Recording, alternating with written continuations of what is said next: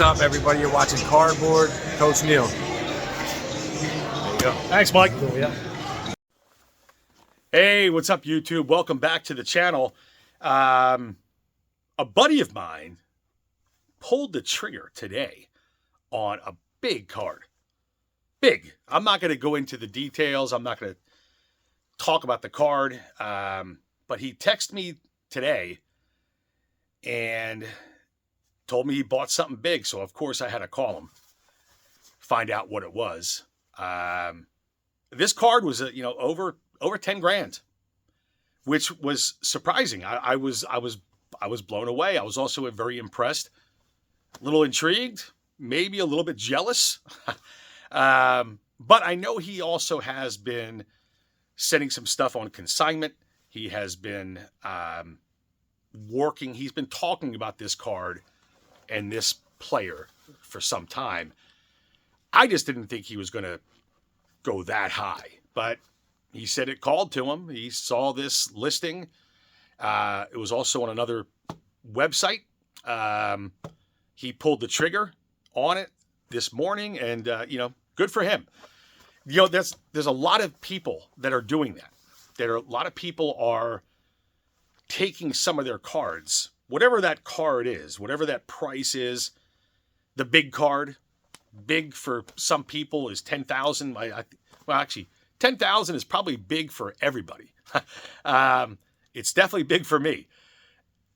10,000, whatever if it's 10,000 or 1,000, that big card is very subjective in terms of price, and how you go about getting to that point. That's up to you.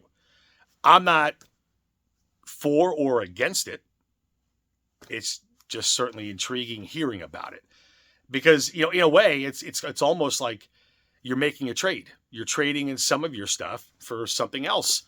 And we've all been down that road. If you haven't been involved in trade sessions as a kid, you missed out. I don't know if that happens too much nowadays, but it used to happen in my neighborhood all the time.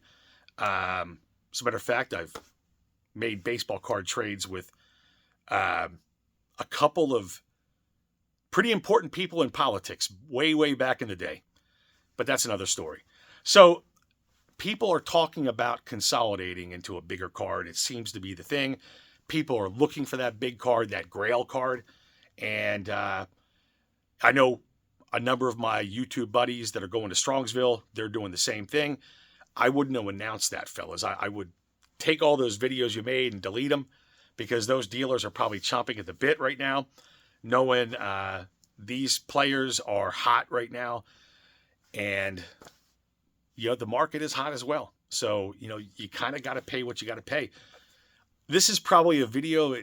It's all over the place. I really had no intention of making one, but hearing about the pricing, hearing about the health of the hobby, which I think is very, very strong, it reminded, and then my buddy, of course, making this purchase today, the player he picked up is a Jackie Robinson. I'm not going to go into the details as to the card or any of that kind of thing.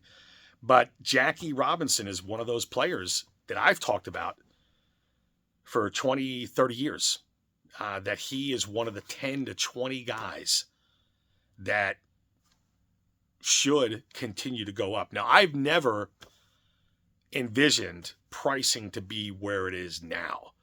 To me, pricing started becoming a little bit different around 2015. A lot of people say the pandemic. I noticed it probably about 5 years before that. 2015, 2016, a lot of things started really, really going up. And again, those 10 to 20 players. Now, pandemic, it seems like everything went up. People were getting cards graded that had no business getting graded. Which reminds me of something else I was talking to the same guy about. He does not have a YouTube channel, but he posts on a lot of videos. Number of you guys have met him at the Philly show. But we were talking about stickers as well. This is a little separate, but just reminded me of not everything needs to be graded. Talking about stickers, these gold, silver, and bronze stickers. It's funny because it's That seems to be a trend now too. But, and I'm not ripping NBA, but wasn't Mike Baker part of the regime, or shortly thereafter, that graded the trimmed cob? I mean, that was the first card that PSA has ever graded, by the way. And the very, very first card, the foundation of PSA, is started with a trimmed card. And now people are paying extra to have a gold, silver, or bronze sticker on their card. I don't mind them. I would never pay for that service. I'm not going to pay a premium for said sticker. It is what it is. But those who do, they find value in it, and that's okay. Just like if you're spending money on a premium card, that's okay. If you're trading to do, selling some stuff to get that bigger card, you do what you got to do. I'm just impressed that my buddy did this. And a lot of talk has been talked about pricing. The market's going to crash. It's going to correct itself. People have been saying the market, the hobby market, is going to correct itself for the last 10, 20 years. I don't know how many times I used to read on Net54 that so-and-so was crazy to spend $5,000 on a PSA 2 Topps Mickey Mantle. That card's overrated. It's going to go down. It hasn't. It has not gone down. If anything, it's gone crazy. And I don't see necessarily that continuing, but I certainly see it kind of leveling off. I don't see it. I mean, it's going to have ebbs and flows. But pricing is for at least now, I think it's here. I don't think it's going away. Again, for 10 to 20 players. I'm not going to go into that whole list, but certain players are sought after, whether it's oddball stuff or mainstream stuff or rookies or second-year guys. It doesn't matter. I mean, Jackie Robinson, since we're talking about Jackie Robinson, I think he's the safest investment in the hobby.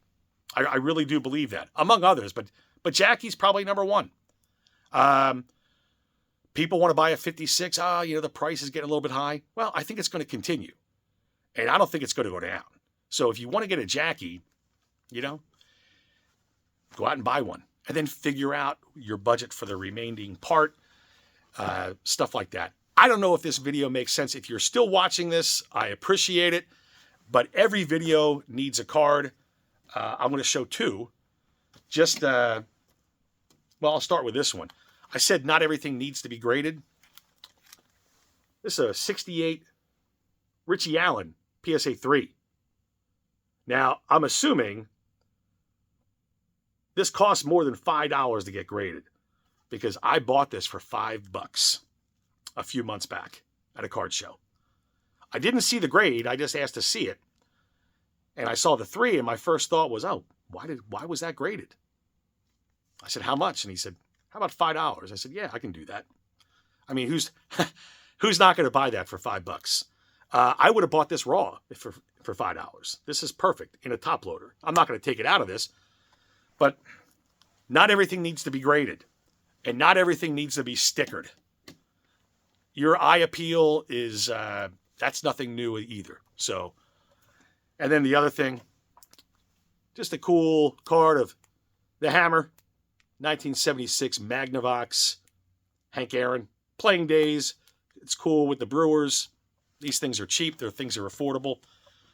I'm not going to consolidate this into a larger Hank Aaron. I like having stuff like this. But if you're thinking about doing it and making that move to get a bigger card, do it. Post it. I want to see a video. I love hearing stories like that, as we all do. Until next time, you guys take care.